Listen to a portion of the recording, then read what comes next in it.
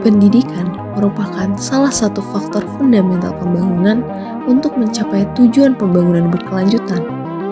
Oleh karena itu, pendidikan berfungsi untuk membimbing masyarakat sejak dini agar nantinya mampu menjadi agen perubahan masa depan.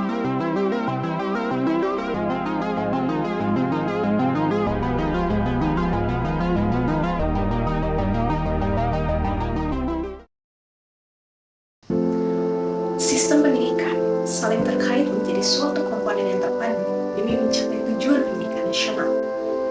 Dalam mencapai tujuan tersebut, kurikulum berperan sangat penting dalam suatu sistem pendidikan. Tercatat, sudah terjadi 11 kali pergantian kurikulum nasional semenjak tahun 1945. Selama perjalanannya, terdapat banyak sekali pro dan kontra, serta peran kepentingan antara pemangku kebijakan dengan pelaksana pendidikan. Tenaga pendidik dan peserta didiklah yang menjadi pihak pertama yang terkena dampak dari perubahan tersebut. Pengembangan kurikulum merupakan proses yang berkesinambungan untuk memenuhi tuntutan dan kebutuhan pendidikan di masa depan. Kurikulum akan selalu dinamis dan beradaptasi dengan perubahan yang terjadi. Di era digitalisasi saat ini, perkembangan ilmu pengetahuan dan teknologi merupakan faktor yang mempengaruhi perkembangan kurikulum. Dengan kemajuan teknologi, masyarakat Indonesia semakin terpapar pada budaya dan cara berpikir yang berbeda. Maka dari itu, kurikulum Indonesia perlu mencerminkan keberagaman ini dan mempersiapkan siswa untuk menghadapi tantangan di dunia global. Saat ini, Indonesia sudah menerapkan kurikulum merdeka. Terdapat 3 karakteristik utama kurikulum merdeka, yaitu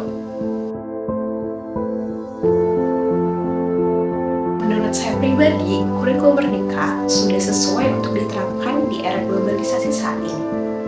Mengingat zaman sudah berubah dan siswa perlu dibekali keterampilan maupun pengetahuan untuk menghadapi tantangan dan perubahan di dunia global. Sangat disayangkan dalam penerapannya, kurikulum merdeka ini belum sepenuhnya maksimal dan masih harus beradaptasi menyesuaikan dengan kondisi lingkungan pendidikan di Indonesia. Pemerintah Indonesia termasuk Menteri Pendidikan pastinya ingin melakukan perubahan dan kemajuan di bidang pendidikan, akan tetapi kurang memperhatikan apabila sistem pendidikan tersebut diterapkan pada semua institusi pendidikan di Indonesia. Ada beberapa hal yang harus dibenahi, antara lain Yang pertama yaitu keterbatasan sumber daya. Banyak sekolah di Indonesia yang belum mempunyai sumber daya yang mumpuni, baik dari segi infrastruktur, teknologi, maupun finansial. Keterbatasan sumber daya ini di beberapa sekolah dapat menghambat keefektivitasan dalam implementasi kurikulum merdeka. Yang kedua yaitu ketimpangan pendidikan.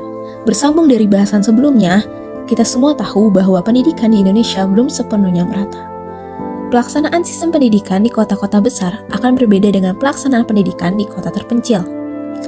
Sekolah-sekolah yang berada di daerah terpencil mungkin belum memiliki sumber daya yang memadai untuk menerapkan kurikulum ini secara efektif, misalnya dari tenaga pendidiknya, fasilitasnya, maupun dananya. Yang ketiga yaitu pelaksanaannya yang terlalu mendadak. Kurikulum merdeka ini mulai diimplementasikan secara terbatas pada tahun 2021, yang mana pada saat itu Indonesia masih dilanda pandemi COVID-19 sehingga banyak sekolah yang masih kebingungan menentukan proses pembelajaran apa yang sesuai dengan kebutuhan dan kemampuan peserta didik. Beberapa dari peserta didik juga merasa kesulitan untuk mengikuti pembelajaran di kurikulum merdeka ini. permasalahan yang selanjutnya yaitu gaji guru yang tidak sesuai. Pada realitanya, banyak sekali guru di Indonesia yang masih digaji dengan sangat rendah.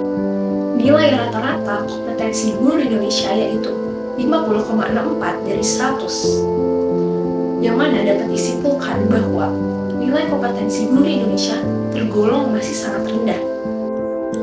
Solusi dari permasalahan ini yaitu perlunya political will pemerintah untuk menghadirkan kualitas pendidikan yang lebih baik. Pemerintah sebaiknya menganggap dan memperlakukan guru sebagai pekerjaan yang profesional yang membutuhkan sertifikasi serta diperlukan juga pengembangan kompetensi yang sesuai dengan perkembangan zaman agar guru memiliki competitive advantage di pasar kerja. Yang terakhir yang menurut saya menjadi masalah dalam sistem pendidikan di Indonesia yaitu kurangnya pengajaran mengenai pendidikan karakter.